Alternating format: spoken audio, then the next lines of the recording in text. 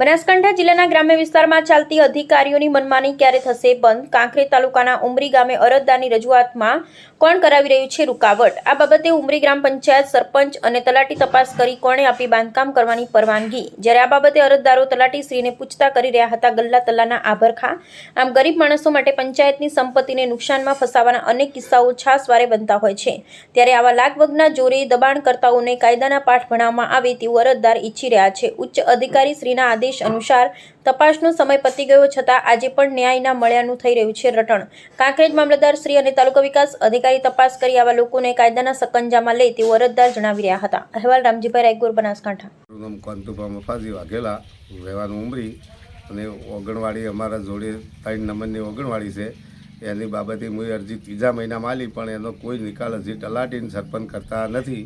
અને બધી દબાણ અમે તલાટી સાહેબ છે ને આકાળી ખોટી આલી અને બધી દુકાનો કરાયેલી છે, પણ એનો કોઈ જવાબ મને મળતો નથી. અમારે તલાટીને બદલી છેલી તોય તલાટી કોઈ બદલી છોડીને હજી જાતા નથી. બરાબર, 4ની બદલી મહિના જ છે, પણ તોય 4 નોય રાખે છે.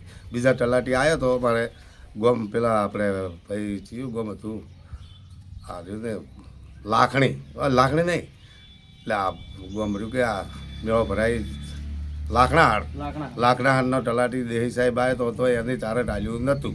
બરાબર ને? લો આટલું બોલો. એટલે તમારે શું કહેવાનું છે આ બાબતે? અમારે તો તલાટી તરત બદલી કરે તો એવી અમારી વિનંતી ના, મારે દબન દૂર કરવા આવી છે તરત કાઢી. અને 24 તારીખનું દબનનું કાગળ મને ટીડીએ સાહેબે આલ્યું તોય દબન કરતા છોડતા નથી. તલાટીને સરપંચ બે કરાવડાવી બસ.